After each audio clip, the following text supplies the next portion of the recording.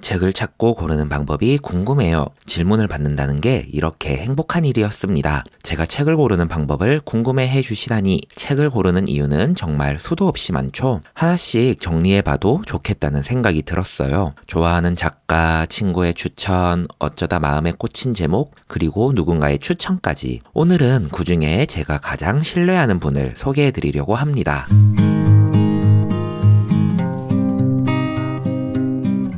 안녕하세요. 곰사장입니다. 북극서점에 와주셔서 감사합니다. 오늘은 제가 책을 고르는 방법 중 추천에 대해서 말씀드려보려 합니다. 누가 추천했다 이것만큼 책을 쉽게 고르는 방법이 없죠. 저 역시 누가 추천했다고 하면 최대한 읽어보려고 하는 사람들이 있습니다. 빌 게이츠, 스티븐 핑커, 최재천 교수님, 문재인 전 대통령이나 유시민 작가님 등등이요. 최근에는 북튜브를 하시는 이웃분들께서 추천해주시는 책들도 자주 읽고 있습니다. 그 중에서도 제가 가장 신뢰하는 추천인은 바로 신영철님입니다.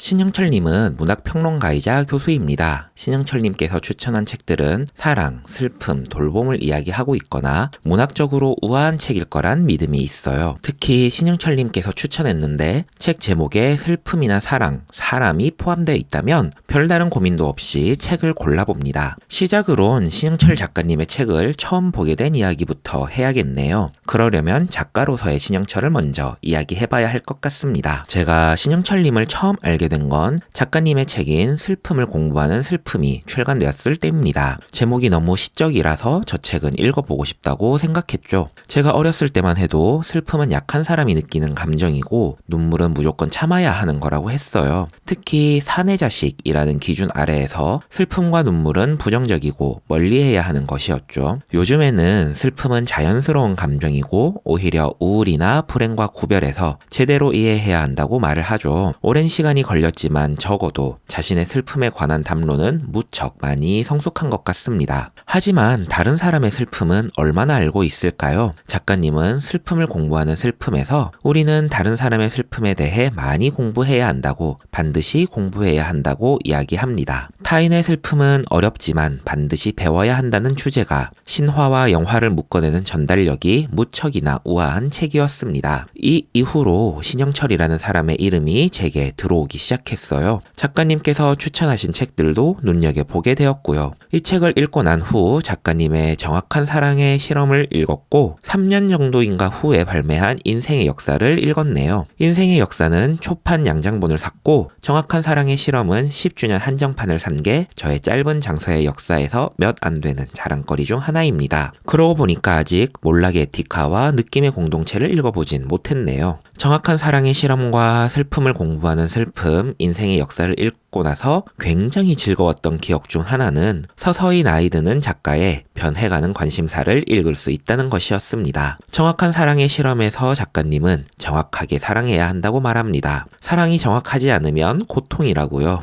그래서 내 마음을 더 정확하게 말하기 위해 노력하고 다른 사람의 마음을 더 정확하게 보기 위해 노력해야 한다고 이야기했죠. 그 다음 책인 슬픔을 공부하는 슬픔에선 타인의 슬픔을 제대로 알아주지 않으면 되려 상처가 되는 것이라 이야기합니다. 의식하든 의식하지 않든 타인에게 상처를 주지 않으려면 슬픔을 공부할 수밖에 없다고. 사람은 자기가 겪지 않은 슬픔은 알 수 없는 법이지만 우리에겐 문학과 시와 영화가 있고 감정을 이입할 수 있는 마음이 있으니 공부하고 노력하면 그나마 편린 정도는 타인의 아픔을 이해할 수 있을 테지요. 그리고 다음 책인 인생의 역사에선 돌봄을 이야기합니다. 아이가 생겼다고 말해주시거든요. 조금 미리 살았던 사람이 상대를 돌봐야 한다고 이야기합니다. 상대가 돌봄을 받고 있다는 사실로 따스함을 느낄 수 있도록이요. 사랑과 슬픔을 이야기하던 작가님께 아이가 생긴 게 얼마나 큰 일이었는지 충분히 알 수 있을 책이었어요. 그리고 그 돌봄은 내 아이뿐만 아니라 다른 이, 내 공동체에게 확장되는 것임을 이 책을 통해 알 수 있었습니다. 제대로 사랑하는 방법을 고민해야 한다. 타인의 슬픔을 정확하게 알아야 한다. 티나는 돌봄을 베풀어야 한다. 사랑과 슬픔과 돌봄으로 이어지는 작가님의 주제의 변화가 좋았습니다. 그리고 작가님께서 추천하는 책들은 기본적으로 이런 시선을 가지고 있습니다. 작가님의 저서로 작가님을 이해해보면 작가님께서 추천하실 책들의 성격도 쉬이 예상해 보실 수 있으시겠죠?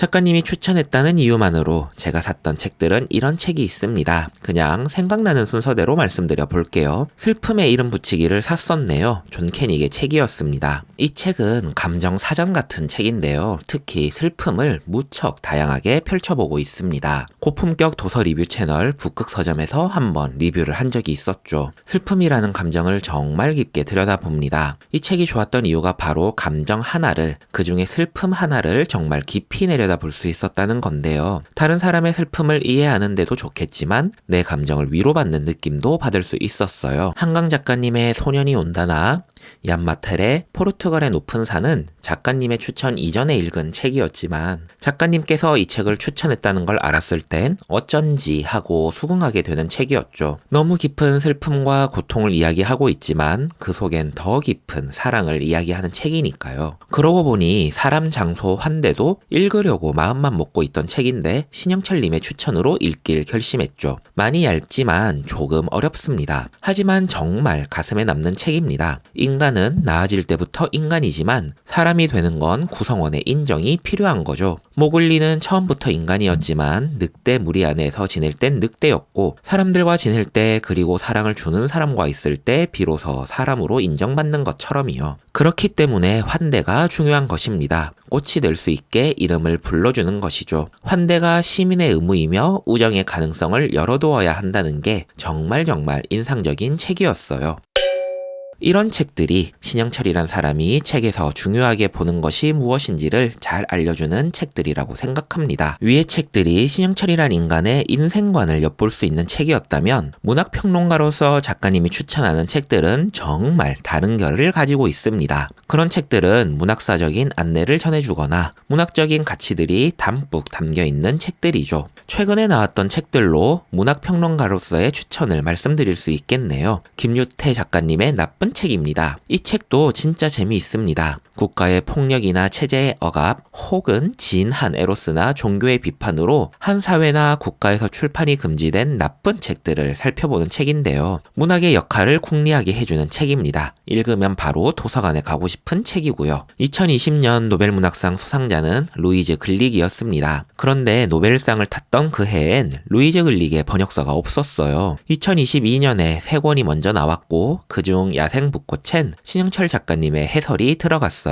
루이즈 글릭의 시가 쉽진 않았지만 확실히 마음에 드는 단어와 분위기는 있었습니다. 특히 식물을 통해서 사람과 인생을 조망하는 작가의 단어들을 살펴보면 위로와 응원을 느끼실 수 있을 거예요. 한정원 작가님의 내가 4번째로 사랑하는 계절 역시 문학평론가로서의 추천이 담뿍 들어간 책입니다. 작가가 골라낸 단어의 적합함과 지어낸 문장의 아름다움을 추천해 주시거든요. 이 책은 단어가, 문장이, 주제가 진짜 기가 막힌데 여름을 가장 싫어하는 계절이 아니라 4번째로 사랑하는 계절이라고 풀어 쓴 거에서부터 화창한 여름을 그리며 새하얀 죽음과 슬픔을 이야기하는데요. 정말 기가 막힌 책입니다. 이 책은 난다 출판사의 시적절이라는 시리즈인데요. 매달 한 명의 시인이 그달의 이야기를 전해줍니다. 저는 이 시리즈를 이 책으로 시작했고 이 책과 이 시리즈를 꼭 짚고 넘어가고 싶었는데 이렇게 기회가 생기네요. 좋아하시는 작가가 있으시다면 혹은 좋아하시는 계절이 있으시다면 아니면 생일이 있는 달을 가지고 있는 책으로 시리즈를 한번 시작해 보시길 권해드리고 싶습니다. 문제가 하나 있는데 신영철님의 추천 도서는 소식을 찾기가 어렵다는 것입니다. 저는 그냥 운에 맡기는 편입니다. 꽤 재미있어 보이는 책이 있는데 그게 신영철님 추천이 있다고 하면 사서 먼저 읽어보는 시기고 한참 지나 작가님의 추천이 있다고 알면 그때 가서 읽는 시기입니다. 하지만 가장 정확한 방법이 하나가 있으니 작가님의 책에서 다루었거나 추천하는 책을 보는 것이죠.